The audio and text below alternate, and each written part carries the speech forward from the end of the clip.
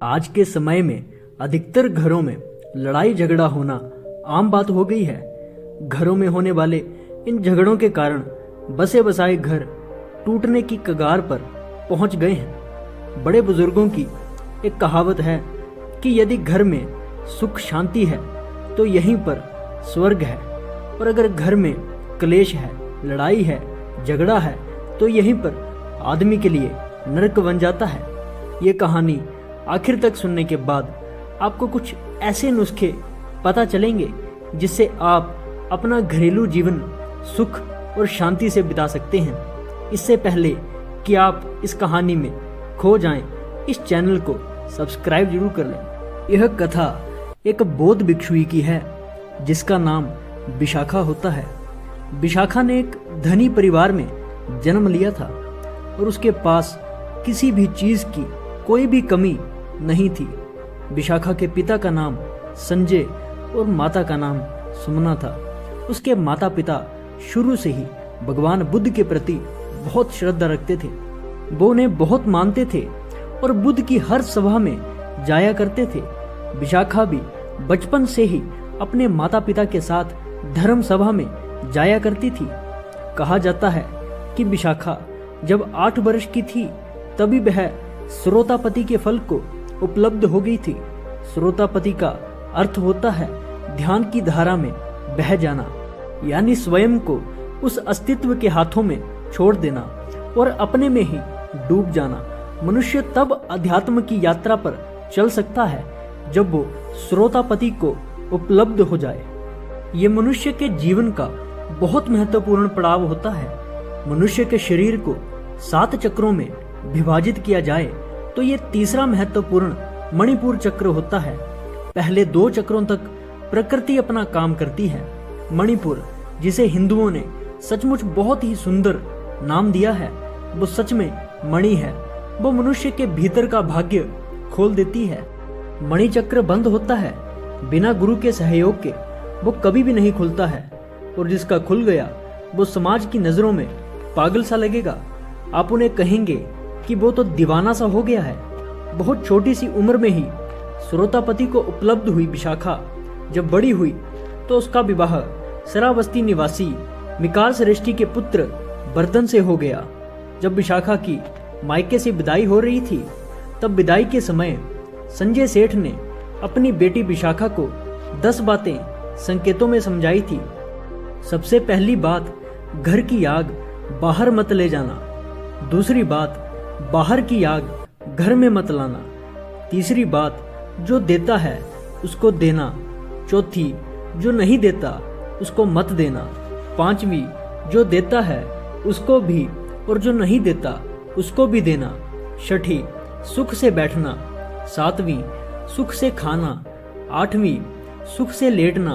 और 9वीं बात, अग्नि की परिचर्चा करना। 10वीं, कुल देवी देवताओं की पूजा करना। उस समय से ही पिता की बातों को गांठ बांधकर विशाखा ने अपने ससुराल में प्रवेश किया। उसे अपने पिता की हर शिक्षा याद थी। उस घर में भगवान का दिया हुआ वो सब कुछ था जो कुछ भी उसे चाहिए था, लेकिन फिर भी विशाखा को उसके घर में एक कमी सी खिलती रहती थी, और वो कमी थी भगवान की कमी। अब श्रावस्ती में रहकर भी कोई भगवान के प्रति श्रद्धा न रखे, ये भी किसी चमत्कार से कम नहीं है। कपिलवस्तु में रहने वाली विशाखा ने श्रावस्ती में विवाह इसलिए किया था ताकि उसे वहां भगवान के दर्शन करने को मिल जाएं। यहाँ भगवान का अर्थ है भगवान बुद्ध। इस कहानी में आप बार बार यह सुन रहे होंगे कि भगवान बुद्ध श्रावस्ती में विहरते थे। अपने जीवन के 40 वर्षों में से 25 से भी अधिक वर्ष श्रावस्ती में गुजारे। विशाखा के ससुराल का माहौल ना तो बुद्ध का विरोधी था और ना ही उनके अनुयायी जैसा। उसके पति और ससुर दोनों ही पूजा पाठ करके धन कमाया करते थे, लेकिन किसी ने भी आज तक किसी संत भिक्षु को ना तो दान दिया था और ना ही उन्हें कभी भोजन करवाया था। उन लोगों ने आज तक वहां पर कोई कुआं नहीं बनवाया और ना कोई बावड़ी बनवाई और ना ही कोई धर्मशाला। यानी इतना सब कुछ होने के बावजूद उन्होंने अपनी कमाई से आज तक शुभ कार्य नहीं किया था। ऐसे ही एक दिन की बात है विशाखा अपने ससुर को गरम गरम भोजन परोसकर खिला रही थी। वह हमेशा सोने चांदियों के बर्तनों में भोजन करते थे। तभी वहां एक बौद्ध भिक्षु भिक्षा मांगने आ जाता है। विशाखा के मन में बौद्ध भिक्षुओं के लिए बचपन से ही अपार श्रद्धा थी, लेकिन वो ऐसे घर की बहू बनकर आ गई थी जहां बुद्ध के प्रति, भगवान के प्रति कोई भी आस्था नहीं थी। वो उनसे ज्यादा प्रभावित नहीं थे। तब उस भिक्षु को भिक्षा मांगते देखकर विशाखा को लगता है कि शायद उसके ससुर ने उस भिक्षु को नहीं देखा, इसलिए वो थोड़ा किनारे पर हो जाती है ताकि वो उस भिक्षु को देख सके। कुछ देर बाद वो भिक्षु दोबारा भिक्षा मांगने आता है, लेकिन इसके बाद भी वह उसे देखकर अनदेखा कर देता है और भोजन करता रहता है और कोई भी प्रतिक्रिया नहीं देता है। ससुराल में बिना ससुर की अनुमति के भिक्षु को दान देना विशाखा ने सही नहीं समझा। तब सही समय और मौके का इंतजार करते हुए विशाखा इस समय को चूकना नहीं चाहती थी। उसने बौद्ध भिक्षु की तरफ देखते हुए उसे कहा कि भिक्षु जी, आप कोई और घर देखिए, मेरे ससुर तो बासी भोजन खा रहे हैं, आप आगे जाओ। ये बात उसने इतने जोर से कही थी कि उसके ससुर के कानों तक पहुंच जाए। ससुर ने विशाखा की ये बात सुनी तो वो क्रोध से भर उठता है और अपनी बहू विशाखा को खूब बुरा भला सुनाने लगता है। वह विशाखा से कहता है कि तुम हमारे घर की बदू हो और सबके सामने हमारी ही बदनामी करवा रही हो, और घर आए भिक्षु को बिना भिक्षा दिए हुए घर से वापस भेज देती हो। ये हमारी मर्यादा के खिलाफ है। विशाखा का ससुर विशाखा पर क्रोधित हो जाता है और क्रोध में आकर पंचायत और विशाखा के माता पिता को इकट्ठा कर लेता है। वह पंचायत में कहता है कि मेरी बहू ने मेरे कुल का अनादर किया है, उसने मेरे ही सामने मेरा ही अपमान किया है। उसने एक बौद्ध भिक्षु को यह कहकर घर से बाहर भेज दिया कि मेरे ससुर तो बासी भोजन खा रहे हैं। आप पंच लोग इसका फैसला करो और जो भी हर्जाना होगा मैं उसे मान लूंगा। मुझे मेरे बेटे का पुत्र वधू से तलाक करवाना है। इसके माता पिता भी यही हैं। इतना कहकर वो रोने लगता है। विशाखा के ससुर को रोता देख पंचायत वालों ने विशाखा से पूछा कि बेटा, तुम सुशील हो, संस्कारी हो, उच्च कुल की हो, पढ़ी लिखी हो, क्या इसी मर्यादा से ये संसार चल सकता है जहाँ बहू अपने ससुर की सेवा करना तो दूर, उनकी बात, उनका मान सम्मान नहीं कर सकती? जब आप जैसी पढ़ी लिखी लड़की इस प्रकार का आचरण अपनाएगी तो हम बाकी सबसे क्या उम्मीद करेंगे? तुम बताओ, क्या तुमने सच में ऐसा कहा था कि मेरे ससुर तो बासी भोजन कर रहे हैं? तब जवाब देते हुए विशाखा ने दोनों हाथों को जोड़कर कहा कि पंच तो भगवान के तुल्य होते हैं। मैं आपसे कुछ भी झूठ नहीं बोलूंगी। यह सत्य है कि मैंने ये कहा था, लेकिन क्यों कहा था वो भी आप जान लीजिए। हमारे घर में वो सब कुछ है जो किसी आदमी को चाहिए। धन, दौलत, जेवर, घर, सुख सुविधा का हर वो सामान है जो सबको चाहिए होता है। किसी भी चीज की कोई भी कमी नहीं है। भगवान ने सब कुछ दिया है, लेकिन इसके बदले हमारे ससुर जी ने कभी कोई दान दक्षिणा, कोई मंदिर, कुआं या बावड़ी, कभी भोज आदि कुछ नहीं करते। कभी कभी तो मुझे ऐसा लगता है कि ये किसी और जन्म की कमाई होगी जो इस जन्म में ये उपयोग कर रहे हैं। कुछ बोया होगा पिछले किसी जन्म में जिसे इस जन्म में ये काट रहे होंगे, वरना इन्होंने तो इस जन्म में ऐसा कुछ किया ही नहीं जिसके बदले ये सुख वैभव भोग रहे हैं। तो आप ही कहें, मैंने क्या गलत किया? मैंने क्या गलत कहा? मैंने तो उस बौद्ध भिक्षु से केवल इतना ही कहा था कि मेरे ससुर बासी खाना खा रहे हैं। तो आप लोग ही बताइए कि मैं कहाँ पर गलत हूँ? मैंने क्या गलत बोला? विशाखा की ये बात सुनकर पंचायत उसकी प्रशंसा करने लग गई और उसके ससुर से कहती है कि तुम्हारी संपत्ति पर तुम्हारी बहू का कोई अधिकार है या नहीं? यदि है तो उसे उसमें से कुछ अपने धर्म के हिसाब से खर्च करने की आज्ञा आपको देनी चाहिए, क्योंकि आपकी बहू आपका अपमान नहीं कर रही थी बल्कि आपको चेता रही थी।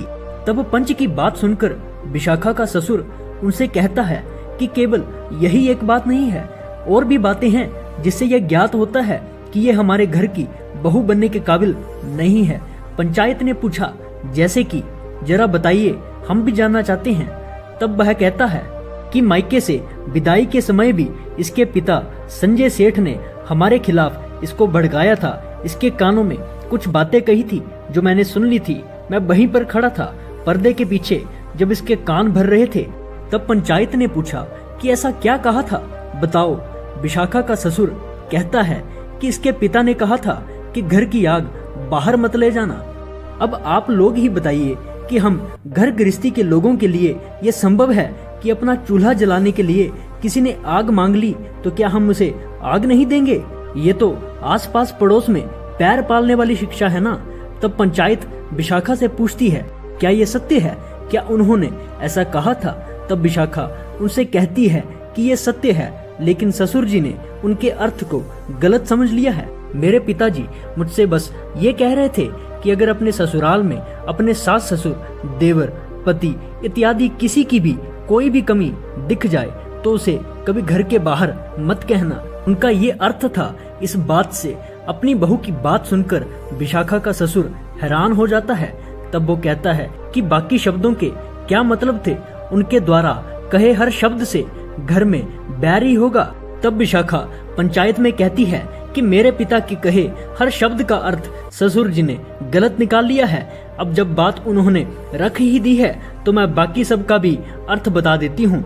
मेरे पिताजी ने बाकी संदेशों में ये कहा था कि बाहर की आग कभी घर में मत लाना, अर्थात कि यदि मेरे ससुराल के किसी परिजन की कहीं कोई बुराई कर रहा हो और यदि तुम उसे सुन लो तो इस बात को घर में कभी मत कहना, क्योंकि ये एक बड़ी आग होती है जिससे घर में समस्या पैदा होती है।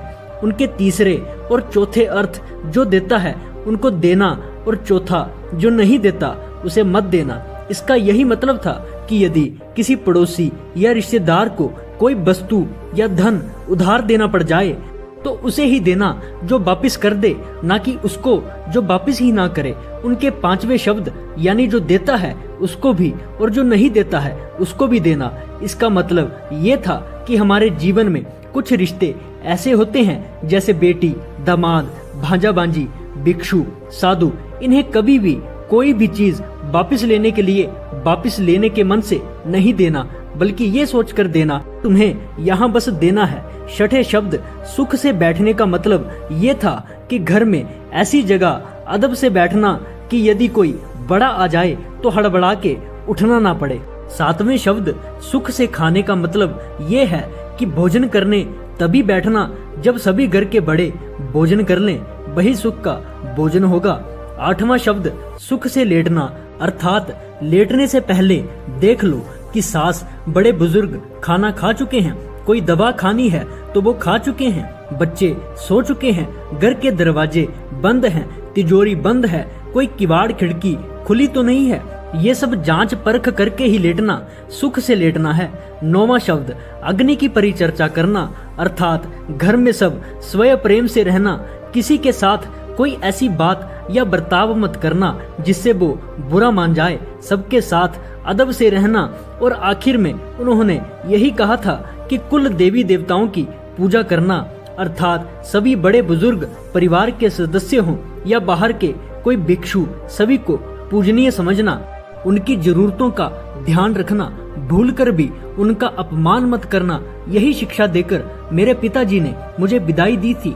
मैंने आज भी ससुर जी का कोई अपमान नहीं किया है, बल्कि बस यही कहा है कि ये हर तरह से सुखी हैं, ये जरूर किसी जन्म के पुण्य हैं। ये सब सुनकर विशाखा के माता पिता उसकी सूझबूझ और समझदारी से प्रसन्न हो जाते हैं कि उनकी बेटी ने उनकी बताई हर शिक्षा का न केवल मान रखा बल्कि उसे याद भी रखा। यहाँ विशाखा के ससुर और सभी लोग ये सुनकर हैरान थे। पूरी पंचायत विशाखा की प्रशंसा करते करते रुक नहीं रही थी। वहीं दूसरी तरफ इतना सुनकर विशाखा के ससुर की आंखें पानी से भर आई।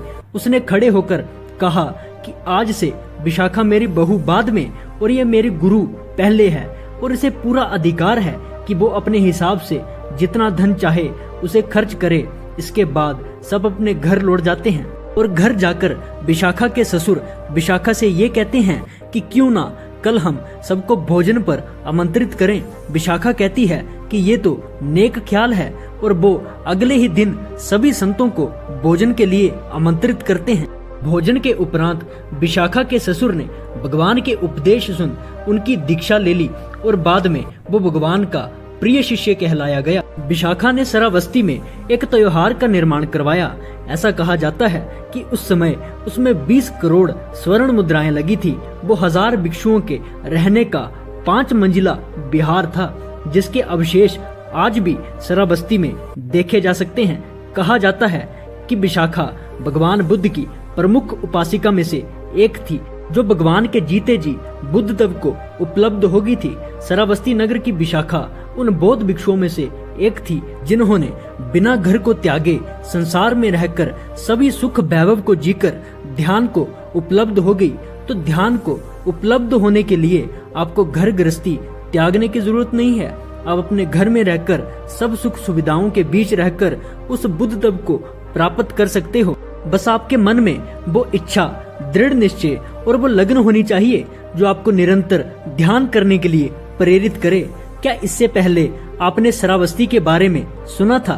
यदि हाँ, तो कमेंट सेक्शन में हाँ जरूर लिखिए और ऐसी ही कहानी सुनते रहने के लिए हमारे चैनल को सब्सक्राइब जरूर कर लें। तो मिलते हैं अगली कहानी में, तब तक के लिए अपना ख्याल रखें।